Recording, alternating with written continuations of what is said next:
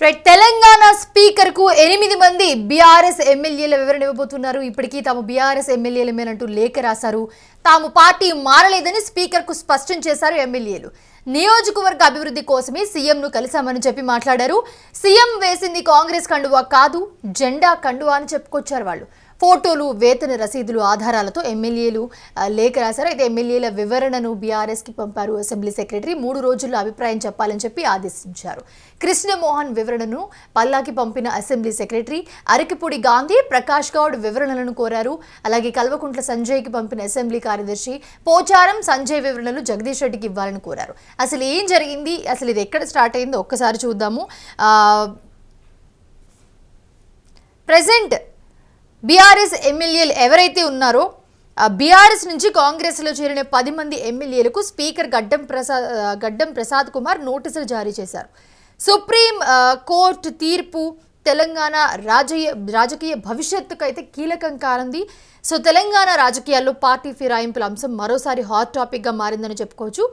2023 assembly ఎన్నికల్లో భారత రాష్ట్ర సమితి బీఆర్ఎస్ గుర్తుపై గెలిచి తర్వాత కాంగ్రెస్లో చేరిన 10 మంది ఎమ్మెల్యేలపై అనర్హత వేటు వేయాలని చెప్పి బీఆర్ఎస్ డిమాండ్ చేస్తూ ఉంది. అయితే ఈ నేపథ్యంలోనే సుప్రీంకోర్టు ఆదేశాల మేరకు తెలంగాణ అసెంబ్లీ స్పీకర్ గడ్డం ప్రసాద్ కుమార్ ఈ ఎమ్మెల్యేలకు నోటీసులు కూడా జారీ చేశారు. ఈ నోటీసులు ఫిబ్రవరి 4, 2025 అసెంబ్లీ కార్యదర్శి నరసింహాచార్యులు జారీ చేశారు. లిఖితపూర్వక వివరణ ఇవ్వాలని చెప్పి కోరారు. సో బట్ ఆ ఎమ్మెల్యేలు ఎవరైతే ఉన్నారో వాళ్ళందరూ కూడా మేము వెళ్ళలేదు, మేము జస్ట్ పార్టీ విషయాల గురించి మాట్లాడడానికి మాత్రమే వెళ్ళాము. సో అక్కడ మాకు పార్టీ కండువా కప్పలేదు, జాతీయ జెండా కండువా మాత్రమే కప్పారు, మేము పార్టీ మారలేదు అని చెప్తూ ఉన్నారు. వీళ్ళ వర్షన్ వీళ్ళు చెప్తూ ఉన్నారు, వాళ్ళ వర్షన్ వాళ్ళు కూడా చెప్తూ ఉన్నారు. సో ప్రస్తుతానికైతే వాళ్ళకైతే నోటీసులు జారీ చేశారు. తెల్లం వెంకట్రావు వివరణను వివేకానంద రెడ్డి గౌడ్కి పంపారు అసెంబ్లీ కార్యదర్శి. 3 రోజుల్లోనే అభిప్రాయం చెప్పాలని ఆదేశించారు.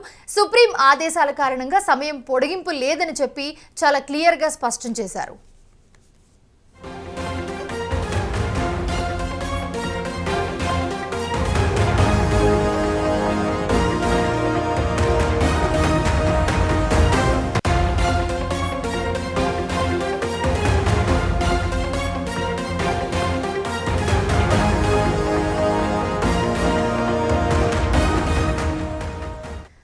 తెలంగాణ స్పీకర్ కు 8 మంది బీఆర్ఎస్ ఎమ్మెల్యేలు వివరణ ఇస్తూ ఒక లేఖ రాశారు. ఇప్పటికీ కూడా తాము బీఆర్ఎస్ ఎమ్మెల్యేలమే అంటూ లేఖలో ప్రస్తావించుకుంటూ వచ్చారు. అయితే తాము పార్టీ మారలేదని స్పీకర్కు చాలా క్లియర్గా చెప్పారు ఎమ్మెల్యేలంతా కూడా. నియోజకవర్గ అభివృద్ధి కోసమే మేము సీఎంని కలిసాం. సీఎం వేసింది కాంగ్రెస్ కండువా కాదు, జెండా కండువా. ఫోటోలు, వేతన రసీదులు ఆధారాలతో ఎమ్మెల్యేలు లేఖ రాశారు. ఎమ్మెల్యేల వివరణను బీఆర్ఎస్కి పంపారు అసెంబ్లీ సెక్రటరీ.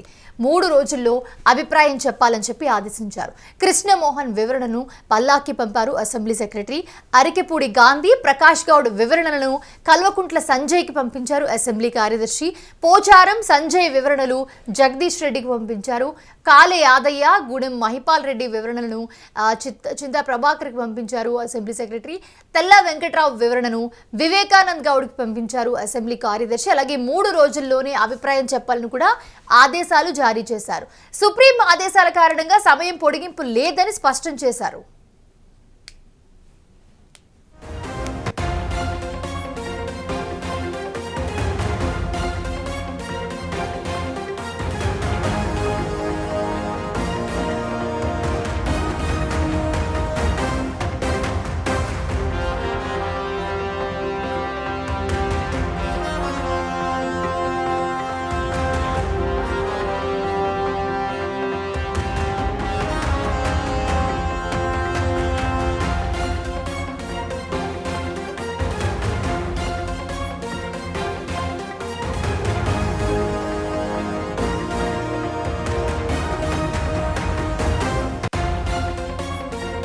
బీఆర్ఎస్ ఎమ్మెల్యేలమే అంటూ కూడా 8 మంది బీఆర్ఎస్ ఎమ్మెల్యేలు వివరణ ఇస్తూ లేఖలు చాలా క్లియర్గా ప్రతి విషయాన్ని ప్రస్తావిస్తూ తెలంగాణ స్పీకర్కి ఒక లేఖ రాశారు. ఇప్పటికీ తాము బీఆర్ఎస్ ఎమ్మెల్యేలమే అంటూ లేఖ రాసుకొచ్చారు. తాము పార్టీ మారలేదని స్పీకర్కు స్పష్టం చేశారు ఎమ్మెల్యేలు. నియోజకవర్గ అభివృద్ధి కోసమే మేము రేవంత్ రెడ్డిని కలిసాం తప్ప మరే ఉద్దేశం లేదు అని చెప్పుకొచ్చారు. మాకు అక్కడ కప్పింది పార్టీ కండువా కాదు, మాకు కప్పింది జెండా కండువా అని ఆ ఎమ్మెల్యేలంతా చెప్పుకొచ్చారు. ప్రస్తుతం స్పీకర్కి వివరణ కోరుతూ స్పీకర్కి ఎవరైతే అసైన్ చేశారో వాళ్ళందరి వీళ్ళ లేఖలు కొంతమందికి పంపించారు. సో వాళ్ళ నిర్ణయం బట్టి ఏం చెప్తారో చూడాలి. మరి ప్రస్తుతం అయితే మేము ఇంకా బీఆర్ఎస్ ఎమ్మెల్యేలమే అంటూ కూడా చెప్పుకుంటూ వస్తున్నారు వీళ్ళంతా. బట్ అసలు ఎందుకు వెళ్ళారు అన్నదానికి స్పీకర్కి ఒక వివరణ కూడా ఇచ్చారు.